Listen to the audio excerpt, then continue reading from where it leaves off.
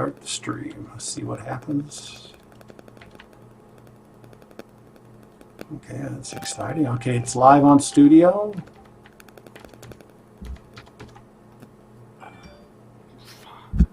All right.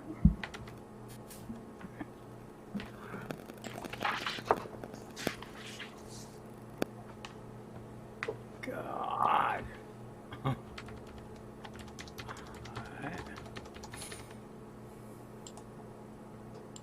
So you're there, Kyle. I'm here. Where'd you go? We'll watch for the YouTube to come live. And it looks like we're almost live there. now. In fact, we are there. Greetings, humans. We'll give it a minute for everyone to show up. Boom, boom, boom, boom.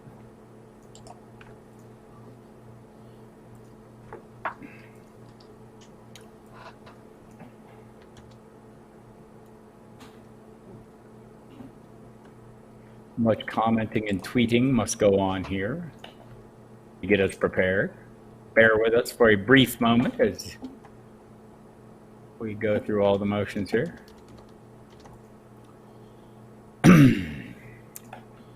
All right, most of you, many of you, some of you, those of you here have probably done this before.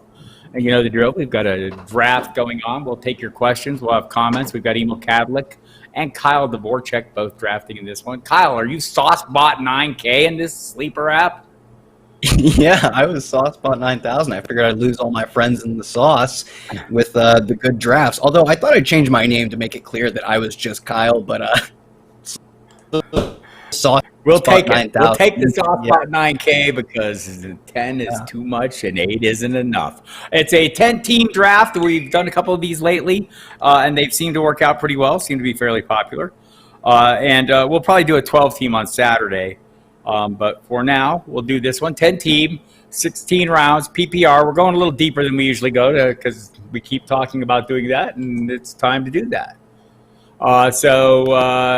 One quarterback, 2 running backs, 2 wide receivers, a tight end, a flex, running back, wide receiver, tight end, 60-second clock. We'll take all your questions. Questions about this draft, comments on this draft. I'll direct them to Kyle and Emil as the mood moves you. Any other questions, too, I'll be here to answer as you see fit. If you just have general draft questions or things you want to know about or what like as. Kyle, do you have a strategy going in this one, drafting at the 10 spot? Yeah, so it let me pick what spot I wanted, and I got into the draft early enough to pick. I think literally every spot was open, and I figured like the 1, 2, 3 were kind of like, I know my picks so steadfast from the 1, 2, 3. So at the back end of the draft, I'm open to going like 1 or 2 RBs and then not going any more running backs. But I think the theme you're going to see with me is that if I get a running back in the first round, awesome. I'm not taking any more after that because that is the dead zone of running backs. You get so many of your busts there. We've already almost seen the bust start with Leonard Fournette. Like I'm going to call him a bust already at his previous ADP. David Montgomery kind of looking like bust as well. So for me, it's running backs early or running backs not at all. We'll see how that plays out. The draft is started, and Emil is on the clock. No surprises. Well, slight surprise. Christian McCaffrey, Ezekiel Elliott off first, and a PPR. Often see Saquon Barkley as that running back too. But, you know, I mean, to each his own. Look, at the top 4, I'll hit you up, Emil, after you make your pick. But, Kyle, in that top 3, 4, I mean, Christian McCaffrey's pretty locked in. Is there any reason for you not to draft Barkley number 2?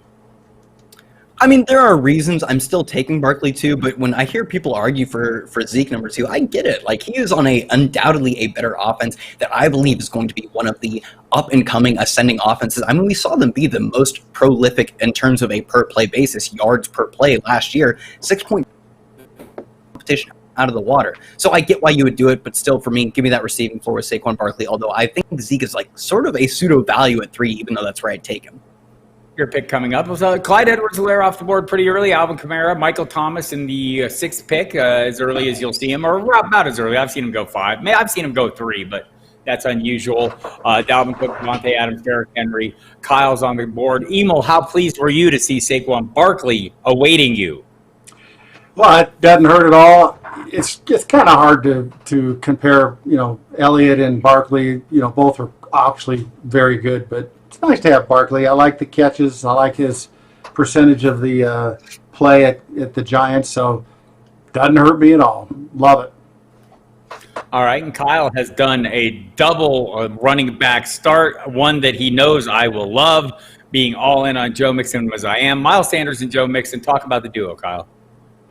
Yeah, so for me, Joe Mixon was just sort of a value pick there. When you get him at the, like, I'm used to 12 round or 12 team drafts, but when you get him at, say, the end of the first round, regardless of what it is, I think he's a good value there. And I love Miles Sanders. When you see these guys come in with crazy receiving seasons and good rushing seasons as a running back, that's what Alvin Kamara looks like. That's what Barkley looks like, and that is what Miles Sanders looks like. I am just going to forego that injury risk and double down on Miles Sanders here, and Joe Mixon, just the value is too good there. And for me, honestly, I'm probably not going to take another running back until I'm looking here maybe like 7-10, 8-1, maybe 6-1 if the right running back falls, but I am going to be hammering receiver here. Delightful. All right, and Emil is up on the board. We had our first quarterback come off, 2-6, Patrick Mahomes. 10-round drafts, I mean, I'm fine waiting a little longer than that, but it does not surprise me to see Mahomes. It won't surprise me to see Jackson go off if he goes off here as well. I will be slightly surprised if we see a tight end, but not completely surprised. There's the first one, Travis Kelce. So not shocking. We'll see how it kind of ends up. But Emil, you went with DeAndre Hopkins. Was there any running back thought for you? Not really. I've decided Hopkins is a nice level there. I decided Jacobs is gone. It's kind of hard down here. Although I may take a running back here. I've got 48 seconds. I just may snag one. Lamar Jackson off the board. Not unusual again to see the quarterbacks. Those top two, we'll probably see the other ones go later. In a 10-team PPR Keeper League, Kyle, Mantis Toboggan has the 5th pick. He has Kamara, thinking about taking Clyde Edwards-Helaire at 5, or does he go receiver? His other keeper is Mostert. I love Clyde Edwards-Helaire as like a borderline top 5, top 6 running back. When you look at what the Chiefs do with their running backs, they backfield and they score touchdowns. They are top 5 in touchdowns over the past 3 seasons. Just give me all those Chiefs touchdowns. This is a Chiefs offense goes money printing machine system here. I'm taking Chiefs running backs Clyde Edwards-Helaire. Yeah, I would agree with that as well. I think the Kamara, Clyde Edwards-Helaire 1-2 punch. The news on the Kamara sounds like he'll get a new deal done by Monday. That's something worth watching though as well. And Mostert, I think, is a fine, down the line player. But having two of those 2 top end running backs is pretty powerful for me. Emil, you went Chris Carson. So both Kyle and Emil now have 2 of my favorite early running backs, or running backs in their tier. Joe Mixon, I like an awful lot, maybe more than most. Chris Carson, I definitely like more than most. Emil, you like Carson. Why? Well, I know he's going to be the guy. Penny's hurt. They went to him a lot last year. Even when he fumbled a little bit, they went to him. He's not a huge PPR guy. But, hey, I'm in the 3rd round. What was it? About 13 running backs have already gone. I've got a long way to my next pick. And I'd like to get 2 running backs that are really confident in. And now I can pick away at some receivers and some tight ends. Everyone out there, if you're watching this draft, thanks for coming. Hit the subscribe button right below the screen to make sure you get all the content here. We're going to have a ton throughout the season, including stuff with Kyle Dvorchak that you'll see, Emil Kadlec, myself. We'll all be doing stuff throughout the season. And we'll be doing more this week, and Ask Me Anything tomorrow at 3 p.m. Eastern. We'll do a draft at 11 Eastern on Saturday. One more draft before we head into the opening week of the season. And plenty of content on the Football Diehards website.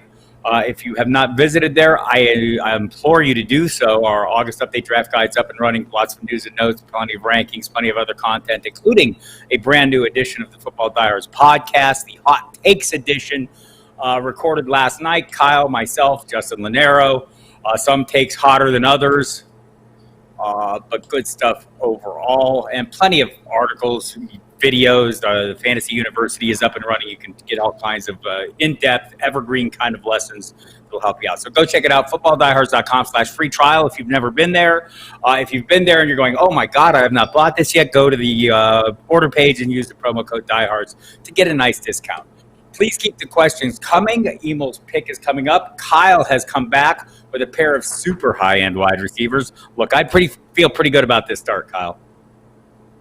Yeah, I like the start for me. It's a little bit of an adjustment going for 10 teams. So I'm like, if I see the start in a 12-teamer, I'm like, oh my lord. But I still think that this is a start even for my 10-teamer. Miles Sanders, Joe Mixon anchoring the running back position, and Mike Evans, Adam Thielen. Adam Thielen, I mean, like, what are they going to do? So far, Justin Jefferson is supposedly the number 3 receiver. As a guy who can't beat out Olabisi Johnson, I really don't see anyone outside of Adam Thielen dominating targets in this Vikings receiving unit. So I love Adam Thielen anyway. He's a guy who I'm not like incredibly high on as much as just he's a guy who like through 5 or 6 years of his NFL career, every single season 1,000 yards, he is a metronome of fantasy points. So I'm just going to rely on history and take Mike Evans like he's always been. Kyle has more than a feeling. I enjoyed that as well. Cooper Kupp goes to Emil, so Emil also a balanced stack right now. Barkley, Chris Carson, DeAndre Hopkins, Cooper Kupp, kind of a high floor guy there as well. Emil coming back around with a pick. Kyle, any approaches you see? I look at the bumble cake there, the first drafter. 3 running backs, a wide receiver, a tight end. How do you feel about a start like that? Yeah, if I were him, I like that start because these are running backs that I like and I think they're good values. I would just be, what are we at 16 rounds? You probably wouldn't see me taking another running back in the next 8 rounds, let's call it 7 or 6 rounds to be conservative. So I like that start though with 3 solid running backs. Whoever got George Kittle at 3-4, even in a 10-teamer, that's really good value. Looks like Nike J24. I love that value on George Kittle, and I like the value on Lamar Jackson, especially to Patrick Mahomes. How do you guys feel about the Lamar Jackson Patrick Mahomes debate? Because I feel like one, we saw last year that Patrick Mahomes in 15 games was the best fantasy quarterback ever, and 2, that rushing production, as much as Patrick Mahomes is athletic, it just can't be made up relative to Lamar Jackson being the best running quarterback in the history of the NFL. I feel like if the thing that makes it a conversation is if it's a 6-point passing TD versus 4-point passing TD. It's, maybe I make more of an argument for Mahomes. I'm all Jackson all the way. Yes. Emil, how do you feel? Well, they're obviously, if they do what they did last year, assuming Patrick plays 16 games, they're 40 to 50 fantasy points higher than the rest of the crowd. That gives you that little level, and it's perfectly fine to see those guys going, second or third round. So it's a great strategy. I take it every once in a while, especially in a 10-team league. If in a 2-2, if it's a half a point PPR or even a standard, then it becomes even more valuable because it upgrades the quarterbacks. So I think it's a great strategy. I don't do it a lot, but I can't say it's not a bad idea. I feel like there's values throughout a quarterback, so whatever range you want to take them in. We do have a question while Kyle is on his clock for his double round Emil. Was Marlon Mack's 4.4 yards per carry last year just a product of the O-line? When would they go to Taylor? My feeling is yes and early, but what do you think, Emil, on the Indianapolis Colts? Well, the reason is because Taylor is better. He's a better athlete. Now, he is a rookie, but it is a running back position. So, they didn't get Taylor for nothing. They didn't get Taylor to sit him on the bench, and he's been playing well in practice. He's been showing what he can do. As we've talked about, it may be a slow start because they may bring Mack in. You like to have a solid, experienced player the first game or two. But I think Taylor's a special talent. I would agree with that. Kyle, your thoughts on the Jonathan Taylor discussion? Yeah, he's a guy that I like. Oh, I love that talent. Like, he is one of the, if not the best size-adjusted athlete to enter the league. And last year we saw he got his receptions up. He's a guy who looks like Saquon Barkley is an athlete. He's a guy who we saw get those receptions up, not in the Saquon Barkley territory, but he also doesn't play on an offense that is awfully conducive, or at least he didn't play on an offense that is awfully conducive to running back targets. Just recently come out with this mediocre target share. He caught a few passes in college and immediately turns into a 3-down back. I really love Jonathan Taylor, but I'm kind of concerned with the fact that Marlon Mack is set to be the week 1 starter. They talked about getting Nyheim Hines involved. I just don't he's a guy who I could see having a Miles Sanders trajectory, where the first half of the season is, a few big plays. He catches a pass, takes it a long way.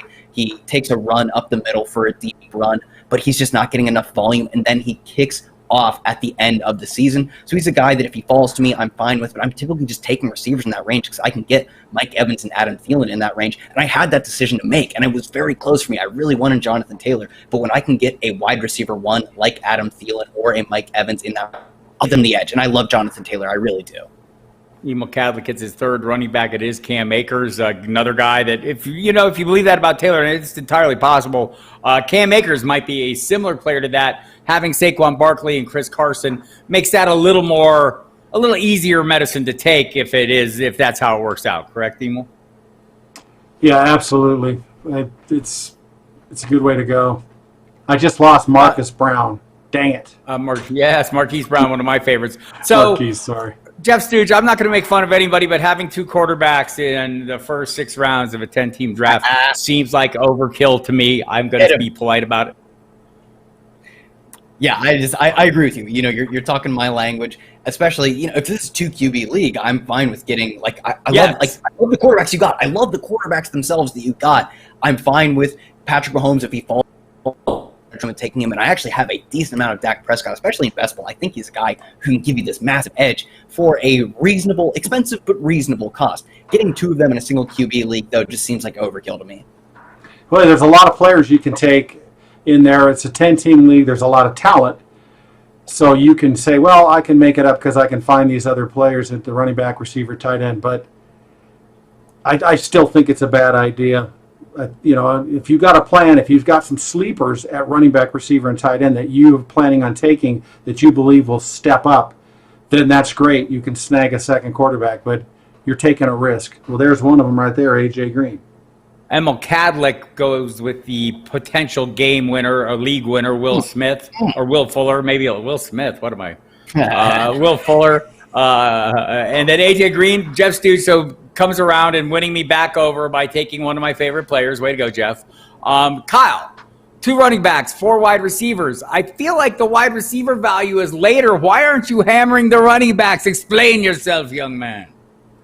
Because every year we see this happen. I mean, last year was the difference maker. Last year, I'm up on the draft. I got to look up. Last year was kind of the difference where we see guys make a difference like a Derrick Henry, but every year, year in, year out, we see guys bust. And like I said, we've already seen it start. We've seen Leonard Fournette, David Montgomery go down. These are guys who get injured at a higher rate. They get succumbed to younger, more talented running backs. Like if a Mark Ingram goes early, I'm just not about that. So for me, I'm just avoiding the running backs in this range. And when you can get, like DJ Chark is a wide receiver 1 on his team. He's on, I believe he has a talented quarterback. We saw last year how effective Gardner Minshew was in a horrible situation. So these are guys that I can't imagine taking the running backs in these situations when I can get wide receiver 1s on their teams. And when I need to make a pick here, let's go with, I wish I could. I wish 2 picks, young man. Yeah.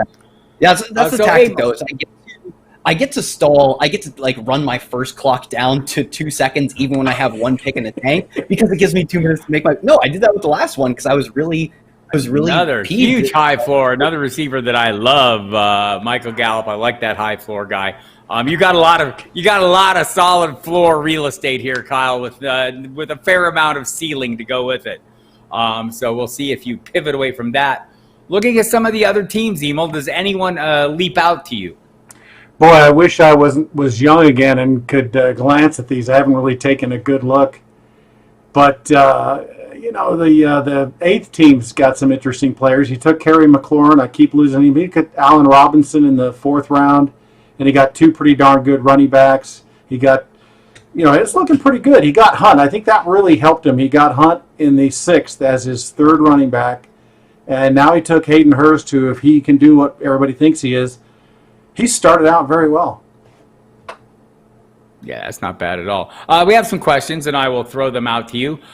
Gentlemen, look at Kyle, got his quarterback, Deshaun Watson. This is relatively early for quarterbacks. We're going to discuss this, Kyle, momentarily, but 0.5 PPR in America, apparently. Do you keep Jacobs for a 3rd or Chark for an 8th? He has the 5th overall pick in the draft. Obviously, a keeper league. My call would be Jacobs in the 3rd. I think Chark is a fine value as well, but I'm going with the running back position of scarcity. Kyle.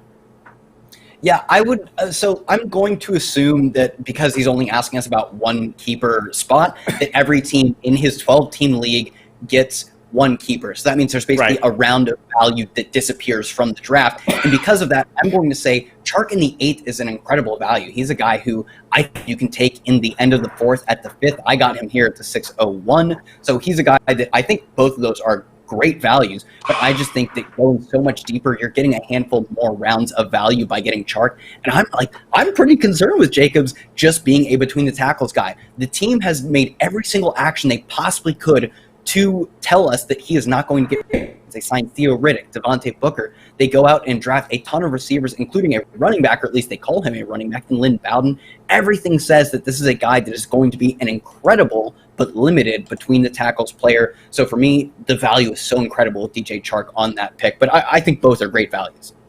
Yeah, Emil, do you have well, I'll let you make your pick, and then you can maybe break the tie. In the interim, Kyle, explain the quarterback situation for you here. Was it just a case of no other player you liked at a different position and you felt comfortable with Watson, or was that the plan all along?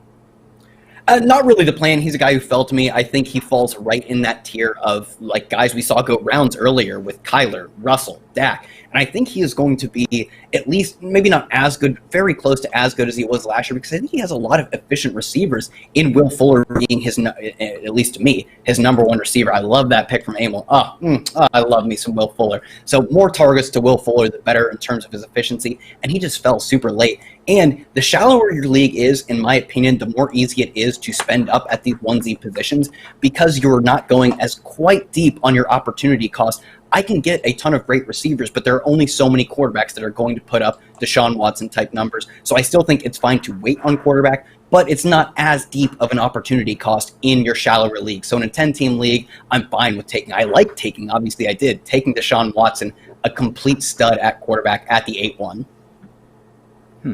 Interesting.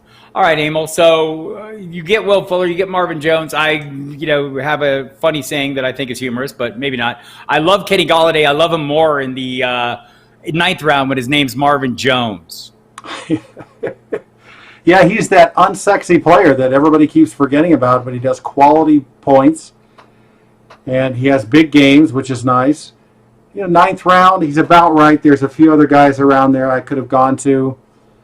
But, it worked out good. Now, I'm going to show the people that are playing here and watching. I made a mistake. I took Higbee quickly without looking at the whole board. When the two people in front of me on the loop already had their tight ends. One of them has 2, one of them has 1. I could have skipped Higbee and taken one of those 4 that was gone. If I was really wanting an Antonio Gibson or a Brandon Cooks, then I made a big mistake. I should have, because the probability of one of those 2 guys taking a tight end was very low. So that was a mistake. I just want to point out. Wasn't paying attention. So a couple more questions here. The thoughts on, Ertz and Waller, 2 of 3 picks. Is that someone in this draft? Yeah, I think not recommended by me. We'll see how Humble Cake ends up. This is not Humble Cake's first draft with us, so pretty solid at running back to start out with. I like the wide receivers fine, kind of the way their roster is constructed. That's more tight ends, and this is not a tight end premium or a multiple tight end. You can't start one in the flex, so no, not recommended. Ryan Closest wants to know thoughts on Mims or Kendrick Bourne in the last 2 rounds of a 20-team PPR league. I'm okay with either of them in the last round. I mean, last 2 rounds. Bourne seems like a guy that's more of a DFS play to me, a cheap matchup kind of guy. But, I mean, he, of all the receivers not named Deebo Samuel, I mean, he has a little something, at least some touchdown equity there. And this, with Mims, I mean, I'd feel better if I had seen him on the field at some point, but we haven't, and maybe we will. Kyle, your thoughts on those 2 low-end wide receivers as the maybe final picks in your draft? Yeah, for Mims, I'm just not Mims has an interesting call, early breakout. I'm fine with him, but that injury, he's I want guys who are healthy coming into the season, and he doesn't appear to be 100%. That is such a bad recipe for finding young, talented players, is finding guys who don't get training camp, and especially in this offseason. I don't know. I'm not super interested in Kendrick Bourne in a 20-rounder. I actually think I do, most recently is yesterday. Jimmy Garoppolo, because he fell to me, and I was like, well, I want to get some stack action. I did take some Kendrick Bourne. So in 20 rounds, that was the round number, right? In 20 rounds deep, Kendrick Bourne, actually, I'm pretty cool with. I think he's a decent upside, at least for if he gets as the he's a non-zero chance to be a number one receiver, at least for a few weeks this season, because, God, this team, I feel so bad for the 49ers just getting marred by injuries. So Kendrick Bourne, a guy I'm actually kind of interested in 20 rounds, like qualify it, 20 rounds, absolutely, you have to go. But if you're going deep, I don't mind Kendrick Bourne. Yeah, I'm kind of with you there. The Bourne supremacy is back, part 11,000. You have now gotten wide receiver I love in the 9th round. A little early on Deshaun Jackson. You've got Evan Ingram now. Really good value in the double-digit rounds. Emil's about to pick again. We'll see what he winds up with right here. As he goes this, we have a question or two that we'll catch up on. If you have questions beyond this draft or, about your own drafts or things, I know some of you are spinning these into that. But Keith Finnegan wants to know if I would be comfortable with Austin Eckler as my number one running back. The answer is no, I would not. I would be really comfortable with him as my number 2 running back.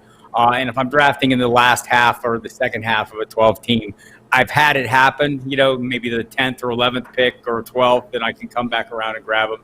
And I like him better there. Kyle, how do you feel about that? Yeah, see, I am full team 0 RBs, so not to say that I don't like Austin Eckler. I'm saying what I'm comfortable with is I'm looking at Emil's pick of Cam Akers in the late 6th round. I think Cam Akers is going to jump into a starting role right away. So if you can get an Austin Eckler as your first running back, I think that's great because I'm comfortable with Cam Akers as my first running back. Austin Eckler, as long as you're getting him at a good value, I think is a fine pick because I'm really just confident in being able to pick up a lot of valuable fantasy points from running backs like Cam Akers. I mean, DeAndre Swift, nicked up, I don't think is great. But in the 7th round, I think you've baked in all of that value already. Ronald Jones going a few picks after him. I don't think Leonard Fournette is going to be a massive, I don't think he's going to get a massive role in this team. Leonard Fournette doesn't make a big difference for me. Ronald Jones in the 7th round. J.K. Dobbins, maybe a late breakout. I just like the value I can get at running back late. So if Austin Eckler falls to you, he's a guy I'm fine with as my first running back because I'm nasty with running back. By the way, you said something about 0 running back, that you favor that, but you took 2 running backs in your first 2 picks. Don't you do this to me. I got good value on those running backs. You're not 0 running back. It's completely opposite of what 0 running back means, but we'll talk about that at some other time. There's a new version of this called the modified 0 that is popular out there. I think this would qualify more as that. Emil, I would like to ask you, though, about all the upside in your receiving core as we hit round 5 on. A.J. Brown, Will Fuller, Tyler Higbee, Marvin Jones, Deontay Johnson, Darius Slayton. Address that, please. Wow, I should have taken some more running backs early. Well, I got enough. It's a pretty good balance, but I just keeping guys I like that have potential upside. And, of course, Marvin Jones is not really great upside, but a great floor. I'm loving this. I've got to get a quarterback before the 16th round, though, so I better not forget. All right, Emil. Hayden Hurst, Darren Waller, or Mike Gesicki at tight end. We're going to assume the draft capital you have to expend on them, not drafting them in a vacuum where they are totally equal. If that was the case, it would be Waller, Hurst, and Gesicki for me. But I think in value, it's probably Gesicki, Hurst, and Waller. The other way around for me based on current draft or current ADPs. Do you feel differently about that, Emil? No, that's perfectly said. Perfectly said. And I think there's a lot of Waller hate. It's a joke hate, but I still think he's very viable, and he is going down a little on the board. But you got it right. I mean, Gesicki, you can get him so late, and Hurst right in the middle, and Hurst has got a great opportunity. He was a number 1 drafted tight end, and he's got a great opportunity. We're going to find out what he can do. So, yeah, that's a good way to look at it. We're doing one of my old tricks, drafting quarterbacks back-to-back, and I think you got 2 steady guys, not without upside. Tom Brady, a lot of people feel like he could be a top 5. Aaron Rodgers has been that. So we'll see how it comes out. Christian Kirk and Evan Ingram. So Kyle has now got his next running back, Chase Edmonds. He will be working the waiver wire at some point. Sorry, came in late. I'm drafting number 2. Would love to hear an explanation of the Kelsey, Lamar Jackson back-to-back that early. Seems like they sacrificed a bit at running back 2. Is that worth it given what they got at the top? So, Kyle, since Daddy Longleg 6 is not here, I will ask Saucebot 9K to address that question. Yeah, I think both of those are pretty good value. that Travis Kelce pick, that is delicious value. I think that is one of the better value picks in the first 3 rounds. Not only, like, if you just looked at him as a flex player, he's a great player, but when you look at him as the positional value, he's one of the few difference makers at tight end, and I love George Kittle. I really do. But Travis Kelce playing with Patrick Mahomes, I think, like, he is a borderline, like, solo tier 1 tight end as opposed to being tight end with George Kittle. I think at 209 is a great value pick. And I don't mind going Lamar Jackson at the 3-2, especially in a more shallow league where I think you can make it up by getting Marquise Brown in the 6th round, at the end of the 6th round. So I actually really kind of like this roster construction early. And I think my only complaint is that I like being a modified 0 RB or a 0 RB guy, I would have just kept hammering wide receiver at the, skipping Devin Singletary. Antonio Gibson, probably a good pick there. But I do think the start to that draft is actually pretty viable, and I like the advantage it gives him at multiple positions. I feel like the Latavius Murray pick there in the 10th round he's kind of an overlooked guy. Tons of upside if something were to happen to Alvin Kamara, who is looking for a new contract. But also, I mean, we saw him in a couple games last year when Kamara was injured. He really delivered. I'll let you make this pick, Emil, before I ask the next question. And there you go, Sony Michel. There's a 0 RB. Yes. Now that David Harris is going to miss a little bit of time, and it might not be enough time, but it's enough time for somebody to gain a foothold. Can Sony? Oh, he's coming off the foot surgery. No pun intended.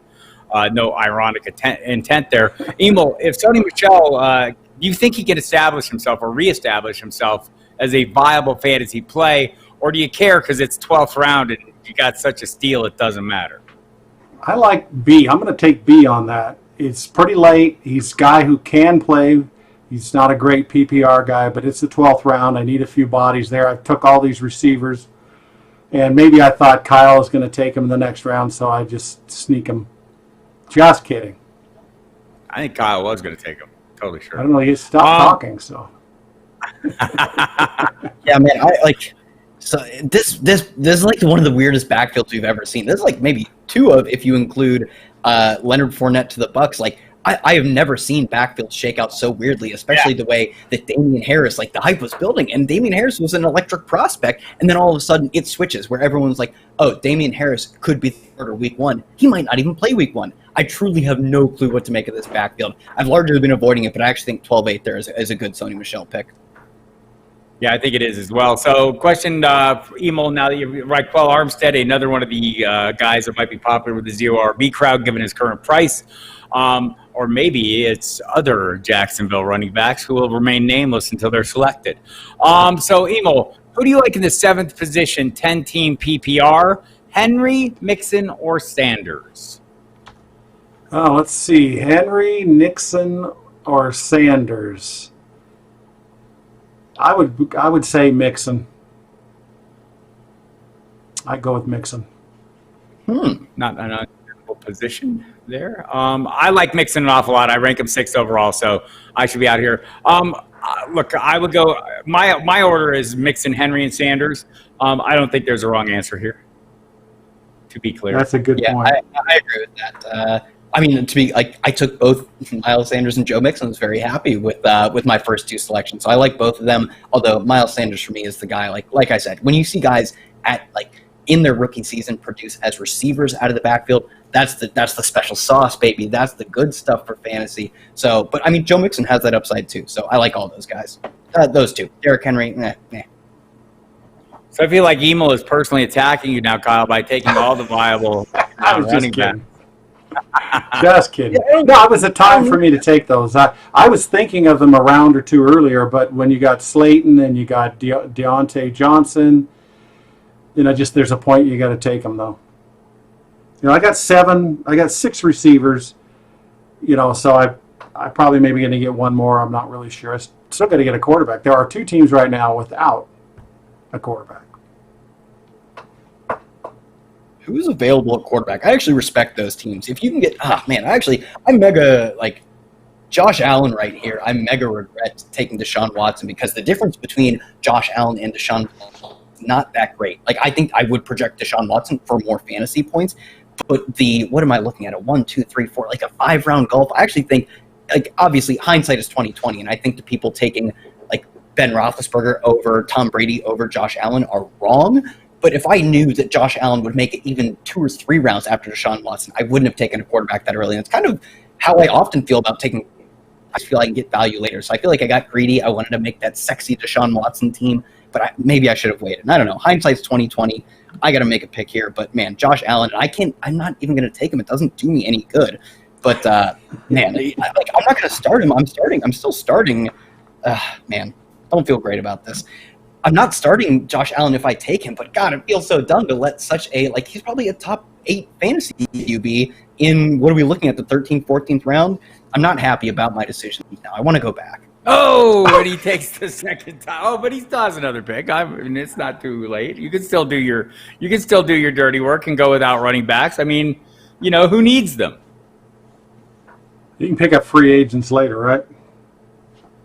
I have 2 running backs. It's not like I don't have running backs. I have 2 running backs. True. It's just whatever my third running back is going to be a guy in as the number 1 running back when his top running back goes down. It's going to be a Chase Edmonds. I took Tony Pollard. These are guys who, they give me, if not 0, close to 0 value now. But, oh, baby, if I get like 3 or 4 of them, Latavius Murray, another guy we talked about earlier, if their starting running back goes down, I'm getting a third RB1. I got to get me all those Chase Edmonds, all those Latavius Murrays, Tony Pollards, Alexander Madison falls into that of if his starting back goes down, you are gaining so much value. So, I like getting either 1 or, in this case, 2. Typically not my build, but if I get 1 or 2, workhorse running backs, I am just waiting to get another RB1 on a contingent value in the 12th, 13th, 14th round. How many wide receivers can you start, Kyle? I don't know, man. I'm hoping I can start 10. I think I believe you can start 4, and I see the 4 I would be starting, but you never know. Look, I don't think you're necessarily overweight there at wide receiver. I like the wide receiver core. I would be wishing I had some stronger running backs. But I'm an early running back guy. I'm not a 0 or modified 0. Emil, I feel like as I look 1, 2, 3, 4, 5, 0 quarterback strategy. 5 running backs, plenty of wide receivers, plenty of upside. I feel like it's almost quarterback time. I got to take a quarterback. Values. The reason I have to take a quarterback here is because Team 1 has got 2 picks ahead of me, and he hasn't got a quarterback. So I got to protect myself. If I think there's 3 great quarterbacks right now, which I think there still are 3, I could have done it. But, there's just a point. Well, see, there a guy doubled up, so I'm kind of glad I got 1 because Daniel Jones just went with Team 2. So we usually have been going 14 rounds on these. We wanted to go a little bit deeper and, see how it played out the final 2 rounds. So I'm curious to see how Kyle can salvage this team with a couple of running backs that nobody's ever heard of who will come out of nowhere and win him titles. Because it happens. And that's the other thing I think it's worth stressing. Every season in fantasy football, a running back is going to take someone to a title or near a title who nobody expected to do so. Probably that went undrafted. Probably it's going to be a free agent pickup. So it's not a totally, that's part of the allure of the 0 or modified 0. Although I'm with Emil, Kyle. Once you got Miles Sanders and Joe Mixon, there are no zeros. It's like a 1.5 running back. No, it's a 2 running back. I'm getting berated for not having running backs. I took 2 running backs in the first 2 rounds. This isn't even my strategy, and I am killing it with getting 2 RB1s in the first 2 rounds. Everyone's saying, "Oh, I don't have," I'm looking for nobody as a running back. I'm just looking for upside, and it happens to be that the upside here is at running back. It's not that I don't have great running backs, because in my opinion, I didn't mean to berate you. I think it's a great strategy. You got some base there. And where you see value, that's the beauty about winning and succeeding and doing your own thing. Where you see value and you know where to get it, you go get it. You got Chase Edmonds in the 12th round. If that guy is playing a lot of the year, if his number 1 goes down, we know he's capable of really producing. So there's nothing wrong with that. It's just I wouldn't call it 0 except the RB. Tony Pollard part because he's not getting a single snap ever. No, I'm just kidding. Yeah, I wouldn't call it 0 RB, but this isn't 0 RB, and I don't think it's fair to call it modified 0 RB because I believe it's not when you start with 2.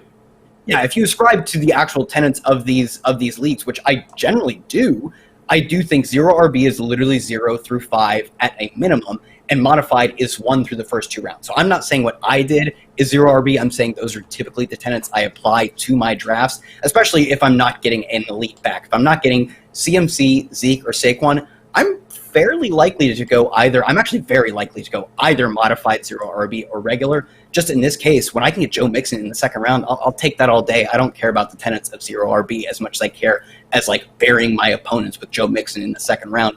And then, of course, I just happen to find a lot. Also, I don't need other running backs when I have 2 RB1s. This is viable. So we do have some questions here, and Coach Lambo, that's the whole point of us being here. So you can jump in and ask questions, so no apologies necessary. Before I get to that one, Sam Bam 68 wants your thoughts, Emil, on the Newton Burrow back-to-back. Oh, I think that's pretty cool. That's about as late as you can get, and that's great value. I mean, Burrow, it's so hard to believe this guy is going to do really that well as a rookie, but if anybody can do it, it's Joe Burrow. And Cam Newton, of course, we don't really know if he's healthy, but let's assume he is, and if he is, remember, he gets a lot of cake at the goal line, and I know he probably wants to be careful not getting hurt, but he's going to get extra. He's going to get frosting on the cake. I love it. That's fantastic picks. Jen Ryan would be just applauding you right now. Great job. I mean, look how many quarterbacks went around that corner. There were 5 quarterbacks and 6 picks around that corner. It was a hell of a little run there, a mini run. We'll see if Kyle's going to finish off with a second quarterback or continue to hammer the value at various positions as he sees fit. Yeah, I'm starting. If I have Deshaun Watson, like, what matchup am I not playing Deshaun Watson in? I'm like, he's a god. I'm playing Deshaun Watson every week. So for me, I'm finding like Gardner Minshew's going to go undrafted, I would assume, or if not, he'll go close to it in this draft. Has Jared Goff gone? Yeah, Jared Goff is a really like good fantasy quarterback. I don't know if he's that good in real life, but these are guys that if I have to play them 1 week, oh god, the worst thing. Jared Goff playing Tampa Bay, going for like that 40 to 45 game or whatever it was. Gardner Minshew running for 30 yards at a touchdown. I would like to ring the league winner bell right there with Joshua Kelly in the 16th round. Even in a 10 team, that's crazy good value. I think you just saved this entire draft, Kyle. Not that it needed saving with Miles Sanders and Joe Mixon. Yeah, I'm super interested in that. Like, what do you like? I have no clue what to do with Justin Jackson versus Josh Kelly. All I've seen is that the beat reports are saying Josh Kelly has like closed out the training camp really hot. Do you have any hot takes on what to do with that backfield? Obviously, I'm all in on Josh Kelly. My boy Matt Wallman has endorsed him for starters, but so has Gilbert Manzano, who I talked to a lot from the Orange County Register. So have the coaches. So today did NFL.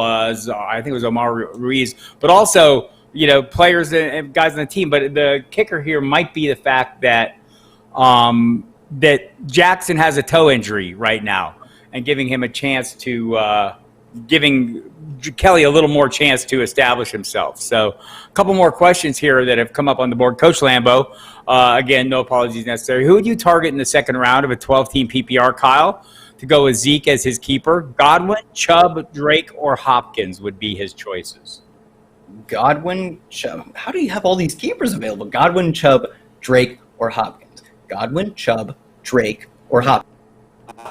I hate to I come on here and talk all this big 0 RB game, and now I'm thinking in the second round I'm probably looking at Kenyan Drake because I'm all in on this Arizona offense. I think they have one of the best young ascending quarterbacks in the league. I think they're a team that is set up to produce. I mean, we saw last year they're a plug and play system when you passes into this backfield. So for me, I'll probably go Drake here. I don't mind Chubb, but I do think Kareem Hunt scares me a little bit. He scares me a little bit. He's a great receiver. He's great between the tackles. I love Chubb, but I also love Kareem Hunt, so I don't know what to do there. For me, Kenyan Drake, and I'm just a 0 RB fraud.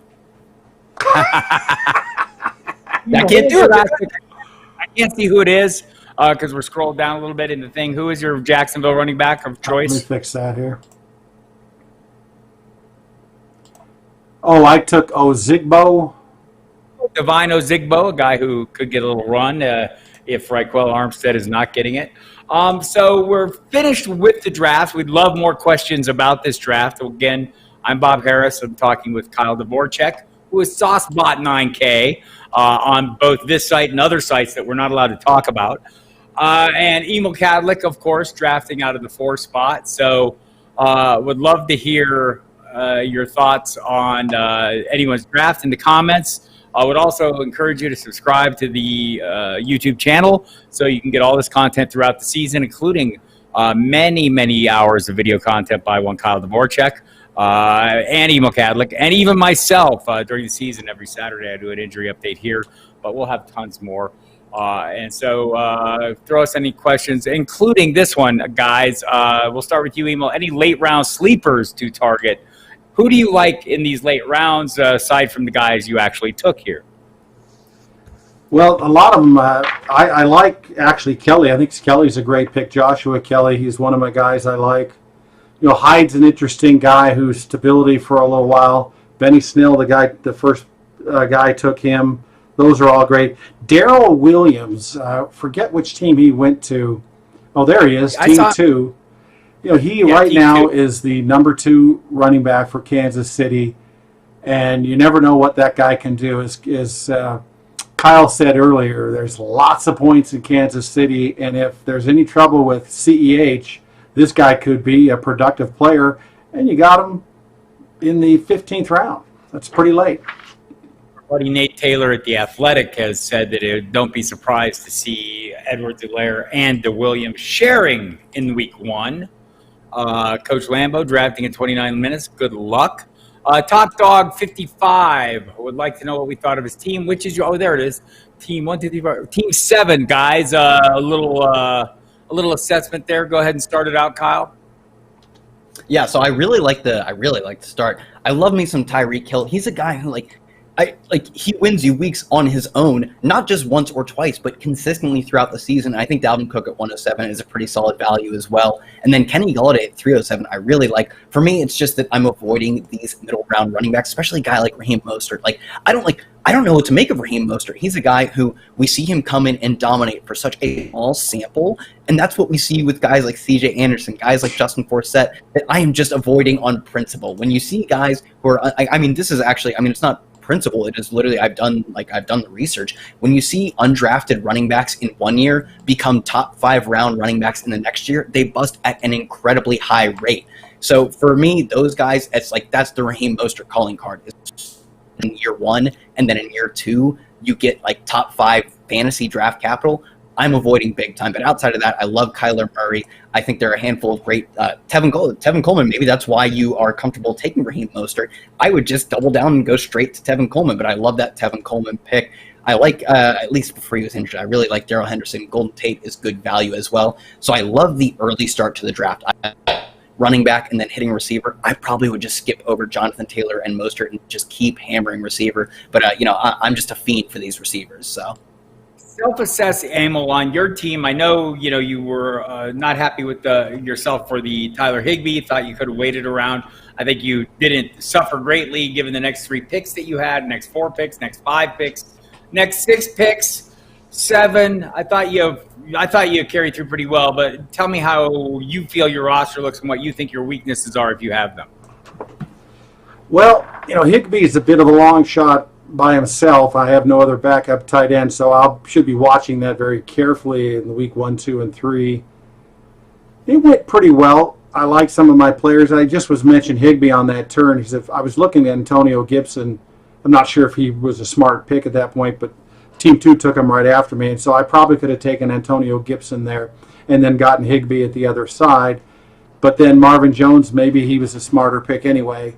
So those are the kind of things, but you really want to be thinking. I love boards. I love to watch the boards where you know where you can take things, especially down on the 14th round where I decided to take a quarterback because I saw, what was going to happen with Team 1, and I didn't realize Team 2 would even take another one. So those are just things you need to think about in the draft. But my team's all right. I'm pretty happy with it. I had to double up on Jacksonville running backs. I didn't have to, but I figured the 16th round I'd take Ozigbo just to see what happens in week 1, week 2. Okay, Kevin Jeffrey is a first-time subscriber, would like to know what he can expect from the subscription each week. Full rankings by multiple contributors, including our staff cheat sheet, which is linked to all the news and information you will find each and every day. There'll be an ongoing stream of news. There will be articles throughout the week in terms of DFS, many of them by Kyle Dvorchak right here. You'll have our weekly podcast. You'll have weekly videos featuring Kyle and others, including Wednesday night lineup, the Sunday morning lineup. You'll have the My Fantasy GM tool, the amazing new thing by Emil Kadlec that will allow you to bring in your roster information from across a wide range of commissioner softwares, pretty much all the major ones. You can then perform all your roster moves, handle all your roster management, watch your other team's roster moves, maybe make moves to block them, get lineup optimizers.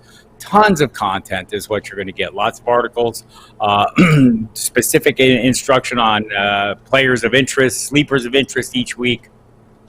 So it'll be pretty endless. And it kind of cranks up on Tuesday, and each day we ramp it up. You'll have my team notes to start the week. On Wednesday, injury info starts coming in Thursday, Friday, and Saturday. The columns start rolling in there as well. And the video content will come throughout. I do a final video, injury update video on Saturday afternoon to kind of get you caught up if you haven't had time to read everything. So no shortage of content is what you find there. I hope if other people have not yet subscribed, they'll go there. Use the promo code Diehards to make the purchase. If you want to see what it's all about right now, go to footballdiehards.com/free trial. Check it out. The latest podcast is available now. You will love it. It's very entertaining. It's our hot takes. Kyle's are super hot. Mine, even a little hotter. I got to say, I'm not bragging. A little hotter. Justin, great effort. No, Justin's takes also hot. Although he got burned so bad on Twitter with one of his hot takes earlier, I think he was dialed back a little bit. He's still getting pummeled for his Jonathan Taylor busto. So, he was singed into submission. Thanks, Kevin, and thanks for listening on to Sirius. And you probably have heard Kyle there as well. So we appreciate you listening whenever you get a chance. And we'll have more coming up on that. Some new programming. We'll of course be jumping into the pregame show business here on Sunday, the first week of the season. So watch out for that as well. So, Kyle, a little self-assessment on your draft, now that you're looking at it in hindsight. So, I made, what are we at, 16 rounds? I made 15 good picks. I made 15 A-plus picks. I got 2 RB1s at the end of the first and the beginning of the second. I got receiver 1, and a bunch of awesome receiver 2. At least 2 of DK Metcalf and Michael Gallup, some of the league's most efficient receivers. But boy, when I see Emil get Josh Allen in the 14th freaking round, when I see Cam Newton with his rushing upside go at the end of the 14th, I do get a bit salty about my Deshaun Watson pick. Outside of that, I really like everything I got. I don't mind having no running backs through, I get running backs at 1, 2, then I go 3, 4, 5, 6, 7, 8, 9, 10, 11. I don't need running backs. I have 2 great running backs. And I love the contingent value I get with a Chase Edmonds RB1 season if Kenyan Drake goes down, a Tony Pollard RB1 season if Ezekiel Elliott goes down. The only regret I have is I got greedy and I reached on quarterback when I was drafting with sharp drafters who were going to let value fall. All right, Emil, the best team not named yours. Wow. Let me think on this one. All right, you think on that one. I will go ahead and give it a minute. I'll give you a minute, and I'll look at any question. Philip Kleins, I'm trying to figure out which team he might be. Philip, is it really obvious, and I'm just not seeing it? I don't see any Phils in here. I'm going to guess. Yeah, Philip, let me. He drafted rookie receivers at the end, so the Flip Burger. That makes perfect sense. Kyle, the rookie receivers at the end of his draft, which ones do you like better? Michael Pittman, Brandon Ayuk, Chase Claypool. I'm not really awfully interested in either Pittman or Claypool, but I do think Brandon Ayuk, we're getting some rumors that Deebo Samuel could suit up for week 1. It actually kind of looks probable, but man, that is an injury that seems to claim seasons every other year. That these guys, they think they can come back from it, they think they're healthy, and it's just not. We see it really tear down receivers. Like Julian Edelman, I believe, recently had a really rough season because of that foot injury. I believe there were compensatory injuries because of there's just guys who they overestimate their ability to play is essentially what I'm saying. Brandon is great value. I just for me, Michael Pittman and Chase Claypool, I really don't see them being anything more than wide receiver 3s, maybe wide receiver 2s, but I don't love the Colts passing attack. So for me, did James Washington go? Why did Chase Claypool go ahead of James Washington? This is I think he personal did. fun. Because I have been on the James Washington over Deontay Johnson train for like months now. So to take Chase Claypool is almost as a personal attack, but I think the Brandon Ayuk pick is great here. Try to spin it positive, but that doesn't be personal.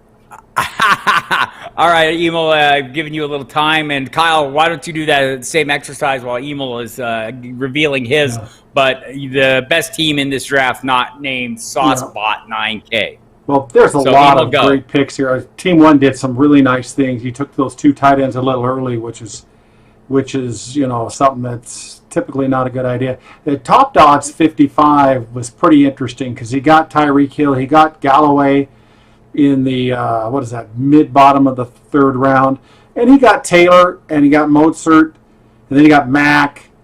So he kind of recovered there at running back fairly well. He got Murray fairly late, and Murray's one of those top 6 quarterbacks who could really emerge, and he got him in the 7th.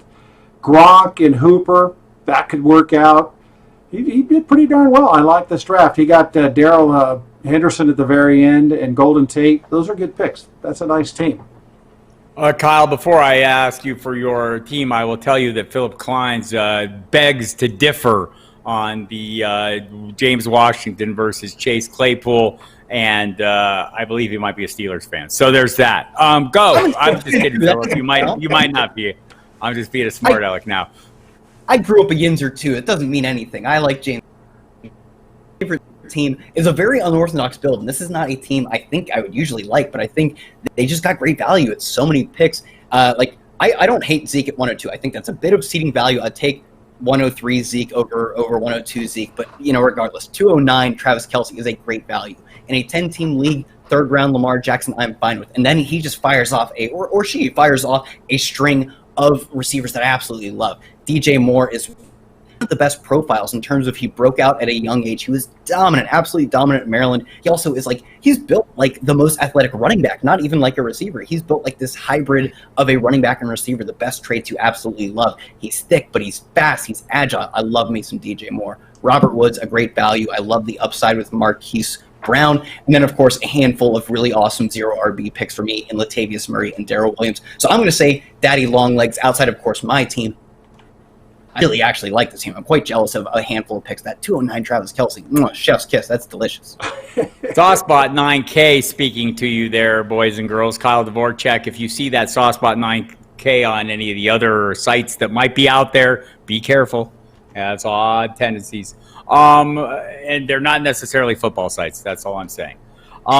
So we've got a few more minutes here. If you have more questions, throw them in. Be happy to have any comments. Again, hit the subscribe button right here on this very YouTube page so that you can get all the content we have coming. And there will be more of it throughout the regular season. Every single week you'll find new content up as well as on the site. So please check out the website as well, footballdiehards.com.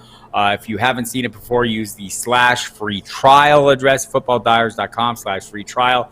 Get the free tour. Check it all out. Tons of tools, tons of information. The August update draft guide will be rolling right through the start of the season. We keep all the rankings up and the draft rankings available to you right up through the start of past Thursday. There's some of the high stakes leagues draft after that initial game is over. So we keep everything up there for you. So please check that out. Go check out the new podcast. Kyle, myself, Justin Lynette. Some great content there. Emil, you want to run everybody through the My Fantasy GM and tell them where we're at with that and when it starts up and what they can expect? It'll be going up. A lot of people have already sneakily found it, but it'll be popping up here in the next day or two over the weekend.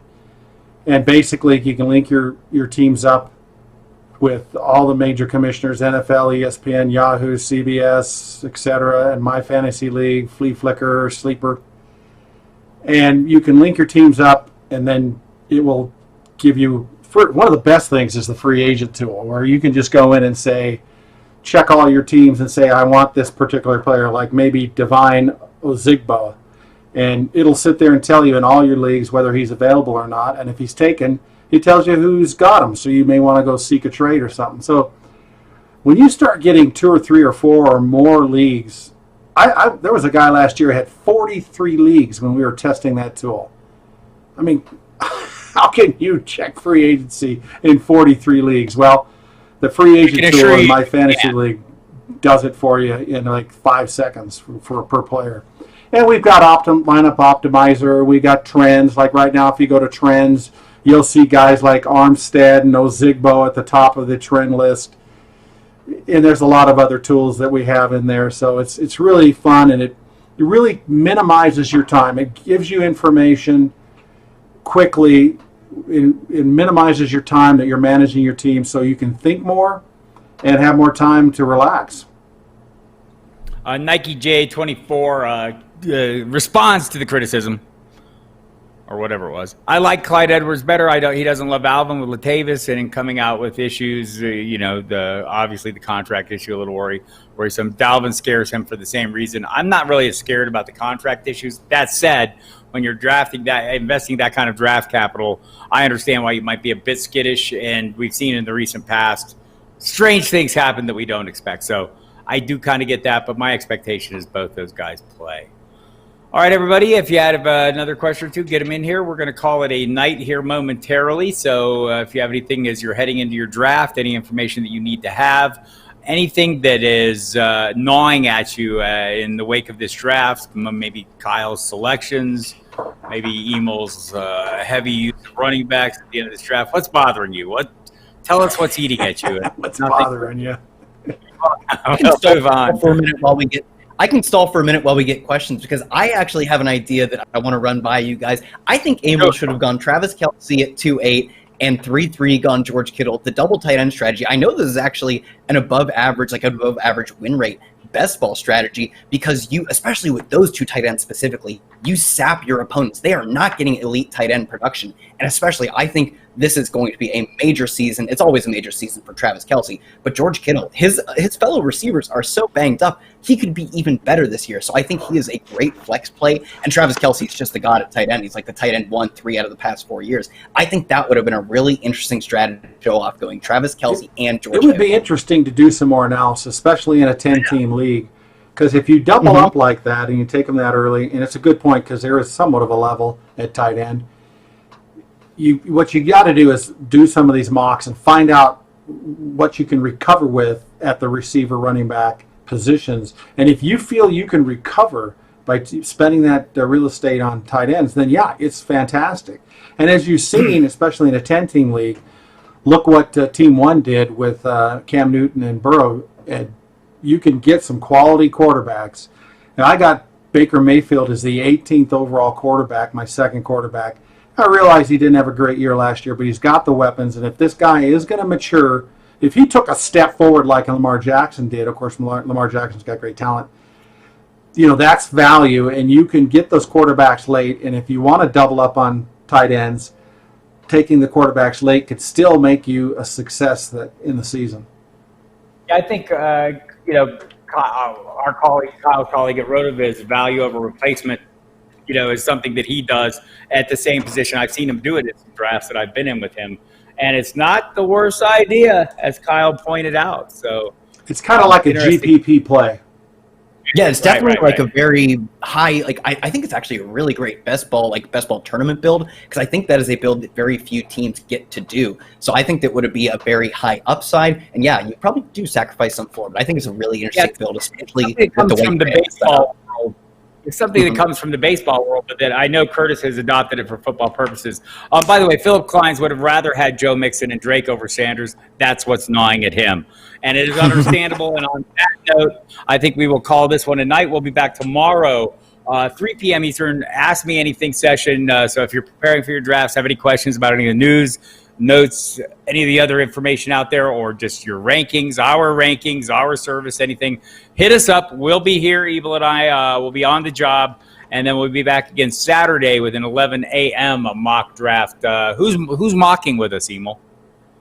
Saturday. You, me, and John Laub. Laub, the Gridiron Scholar. All right, everybody. Thanks a lot for coming again. Hit the subscribe button. Check out the website. We love